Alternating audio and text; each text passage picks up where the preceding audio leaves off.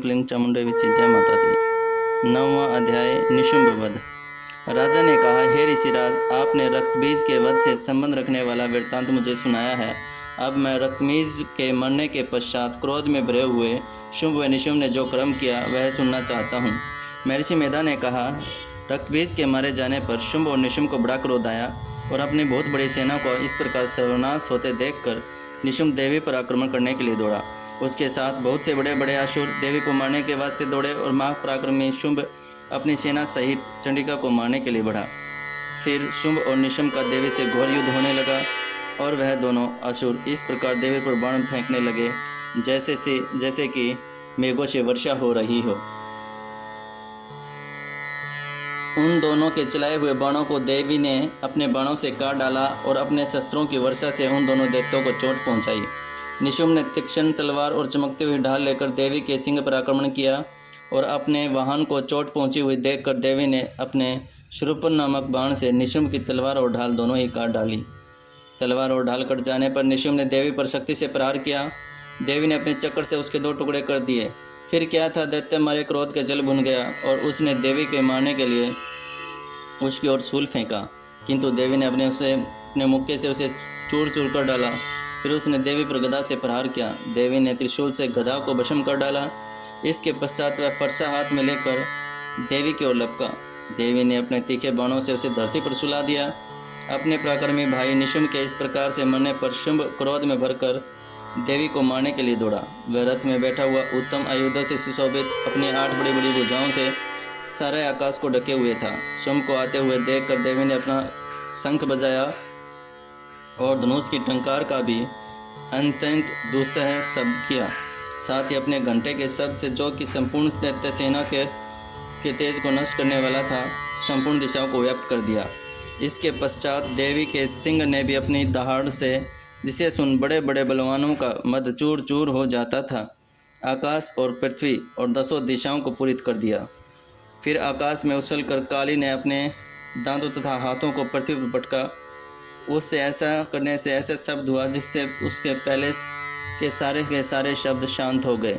इसके पश्चात शिवदूती ने असुरों के लिए भय उत्पन्न करने वाला अट्टहास किया, जिसे सुनकर सब दैत्य ठर्रा उठे और शुंभ को बड़ा क्रोध आया। फिर अंबिका ने उसे, अरे दुष्ट, खड़ा रह कहा तो आकाश से सभी देवता जय हो बोल उठे। शुंभ ने वहां आकर ज्वालाओं से युक्त एक अत्यंत भयंकर शक्ति छोड़ी, जिसे आते देखकर देवी ने अपनी मोहल्का नामक शक्ति से काट डाला। हे राजन, फिर शुंभ के सिंहनाद से तीनों लोक व्याप्त हो गए। और उसकी प्रतिध्वनि से ऐसा घोर शब्द हुआ जिसने इससे पहले के सब शब्दों को जीत लिया। शुंभ के छोड़े हुए बाणों को देवी ने और देवी के छोड़े हुए बाणों को शुंभ ने अपने बाणों से काट सैकड़ों और हजारों टुकड़ों में परिवर्तित कर दिए। इसके पश्चात जब चंडिका ने क्रोध में भर शुंभ को त्रिशूल से मारा तो वह मूर्छित होकर पृथ्वी पर गिर पड़ा। जब उसकी मूर्छा दूर हुई तो वह धनुष लेकर आया और अपने बाणों से उसने देवी काली तथा सिंह को घायल कर दिया।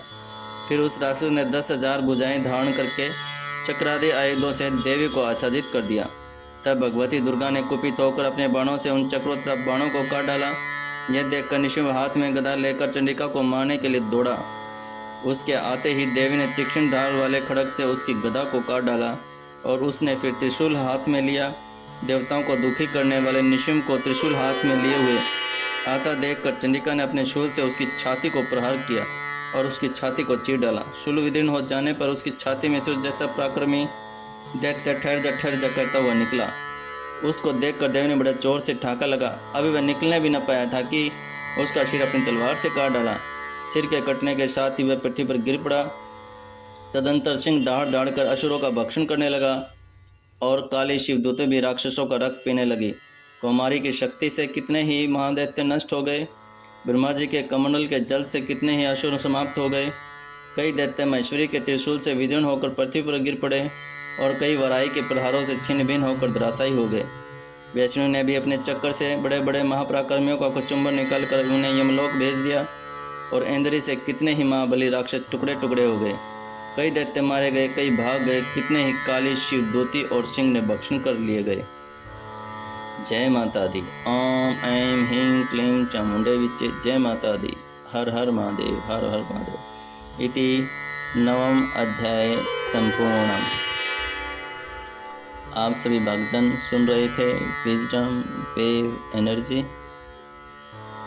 अगर आप सभी को यह वीडियो पसंद आई हो तो इसे लाइक करें, शेयर करें और चैनल को सब्सक्राइब कर लें।